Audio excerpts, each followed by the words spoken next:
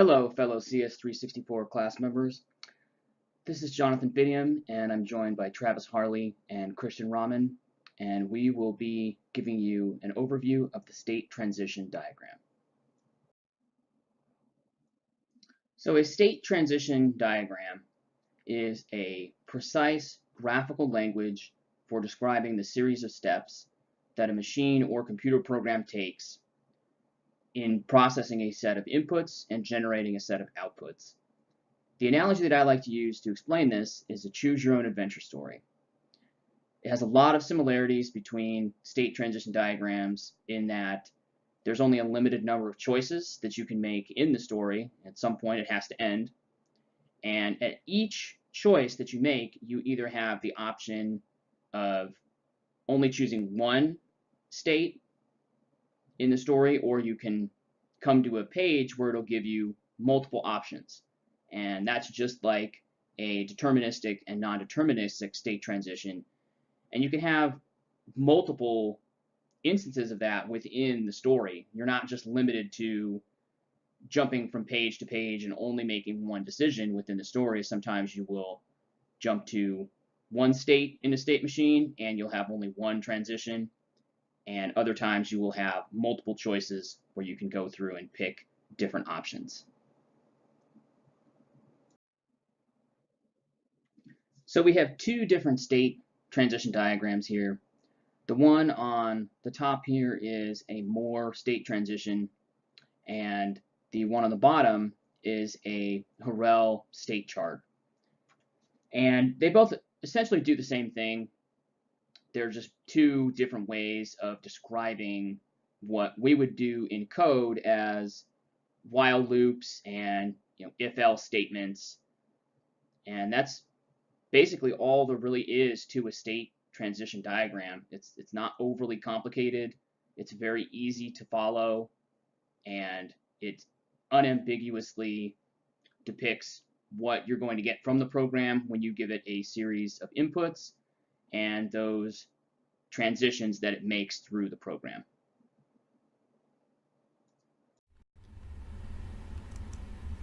Great. Now we're going to get into talking about the advantages and disadvantages.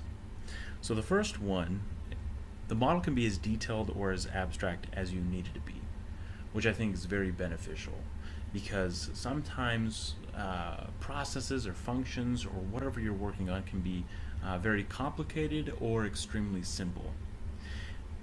So the advantage is that you can get very detailed and fine-tune everything, get into the nitty-gritty, so it's simple for people to understand what it's supposed to do. Or it can be very abstract. It can be simple, it could be right to the point. The second advantage is that they describe the behavior of the system in a complete yet easy to read and compact way. So it's very hard at times to describe to people what your process is supposed to do, what the state's supposed to do.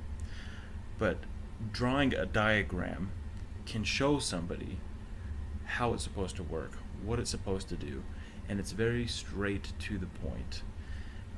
A lot of the things that we're going to be doing are very hard to they're hard to describe. So as developers go in and build our software, it can be very daunting to just give them a very long 5-page paper of everything that's supposed to do, whereas they could just see the model and read it through a diagram. Then finally, it's just great for test cases. You can run through each state, where it's supposed to go, how it's supposed to function, and it's as simple as that.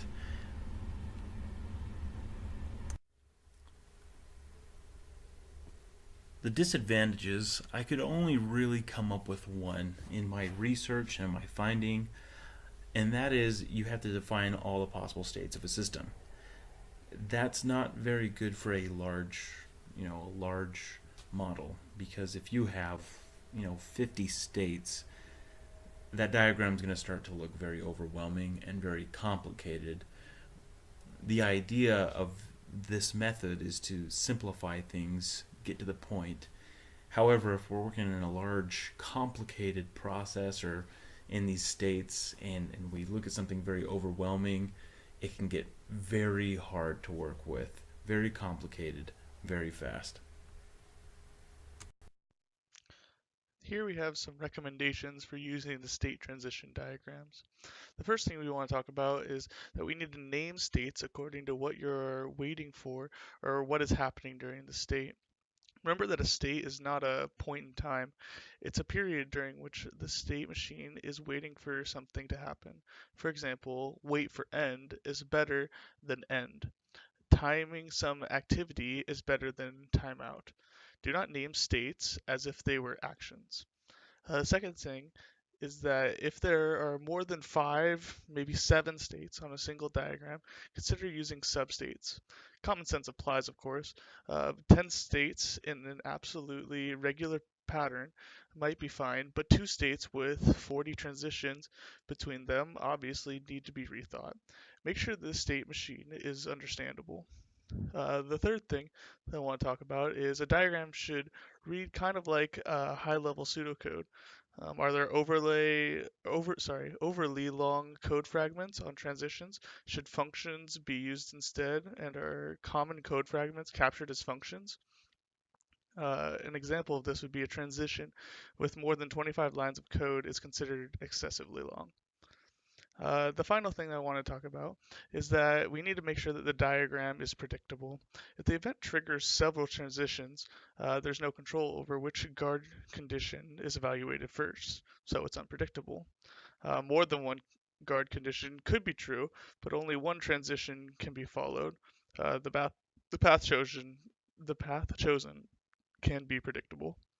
And the final thing I just wanted to talk about is that when there is a problem that's identified, we need to consider splitting the active class into smaller units with more distinctive responsibilities, move more behavior into a data class that is associated with the problem active class, move more behavior into active class functions, or make more meaningful signals instead of relying on data. If we remember to keep these recommendations in mind, we'll be able to better understand and better utilize state transition diagrams.